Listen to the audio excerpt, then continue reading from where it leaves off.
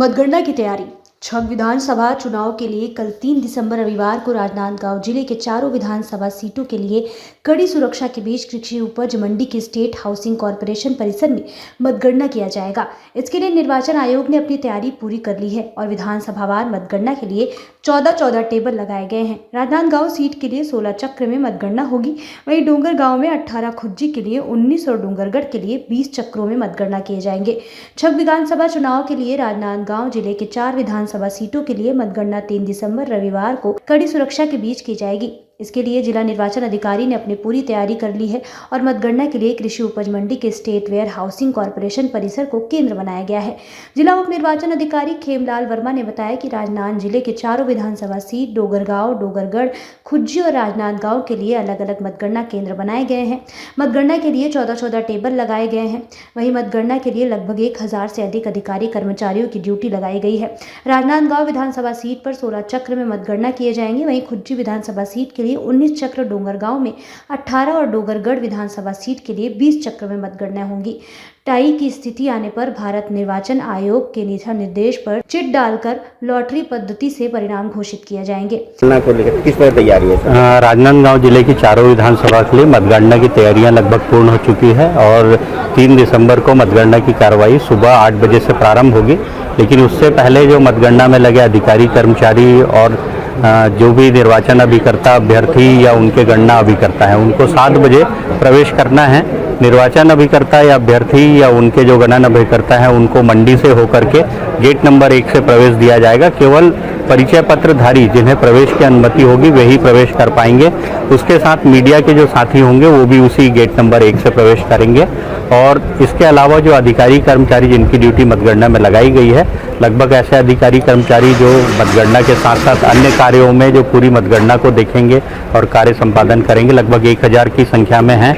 ये लोग gate number 2 से जो मंडी से सीधे स्टेट वेयर हाउसिंग कॉर्पोरेशन के गेट तक आता है, वहाँ से ये प्रवेश करेंगे। सभी अधिकारियों के लिए जो वाहनों की पार्किंग है वो मंडी के तरफ, जहाँ पे सब्जी बाजार लगता है, फल बाजार है, उस तरफ से प्रवेश करना है उनको। और अभ्यर्थी, अभिकर्ता या उनके गणन अभिकर्ताओं को मंडी के अंदर पार्किंग दी गई है। पार्किंग में अपनी गाड़ियाँ खड़े करके उनको 100 मीटर के क्षेत्र में पैदल प्रवेश करने का प्रवेश दिया जाएगा और वो वहीं से प्रवेश कर पाएंगे।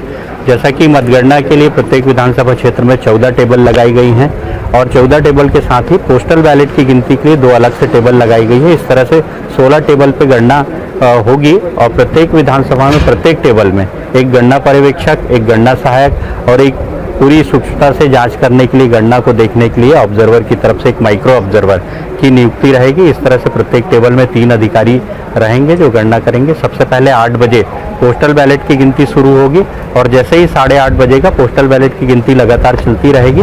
लेकिन मशीनें स्ट्रांग रूम से निकल करके प्रत्येक टेबल पे आएगी और प्रत्येक टेबल पे मतदान केंद्रवार मशीनें आएंगी। जैसे कि पहले टेबल क्रमांक पे 1 से 7 टेबल है और दूसरे रो में 8 से 14 टेबल है। इनमें मशीनें इसी क्रम में मतदान केंद्रवार मशीनें ला के रखी जाएंगी और मशीनों की गणना प्रारंभ की जाएगी। मतगणना लगभग देखा जाए तो राजनांदगांव विधानसभा में 16 चक्र की मतगणना है, जबकि डोंगरगढ़ विधानसभा में 20 चक्र की मतगणना है, डोंगरगांव में 18 चक्र हैं और खुज्जी में 19 चक्र हैं। इस प्रकार से इन चक्रों में मतगणना होगी। लेकिन कोई मशीन से यदि परिणाम प्राप्त नहीं होता है तो उसकी गणना सबसे अंत में चक्र खत्म होने के बाद की जाएगी। इसके अलावा चक्र खत्म होने के बाद जब मशीनों से गणना हो जाएगी तो रैंडमली 5 मतदान केंद्रों की जो वीवीपैट पर्चियां हैं उसको निकाल करके गिनी जाएंगी, जिनको रैंडमली सेलेक्ट किया जाएगा पर्चियों से। उन्हीं मतदान केंद्रों के वीवीपैट से पर्चियों का सत्यापन होगा और पर्चियों के सत्यापन के बाद जब रिजल्ट होगा वो रिजल्ट डिक्लेयर करके जीते हुए कैंडिडेट को रिटर्निंग ऑफिसर द्वारा सर्टिफिकेट दिया जाएगा।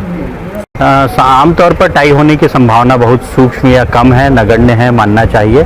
किसी भी प्रकार से ये अंतर जो है बहुत मार्जिनल नहीं रहेगा, अंतर आएगा जिसको हम रिजल्ट डिक्लेयर कर सकें। फिर भी यदि कोई ऐसी टाई की स्थिति बनती है तो इसमें भारत निर्वाचन आयोग के निर्देशानुसार और उनसे एनओसी प्राप्त करके लॉट डाल करके फिर विनिंग कैंडिडेट का निर्णय होगा। इस प्रकार का पान, बीड़ी, गुटखा या धूम्रपान की वस्तुएं लाना प्रतिषिद्ध है। इसके अलावा सभी प्रकार के इलेक्ट्रॉनिक गैजेट्स, चाहे वो लैपटॉप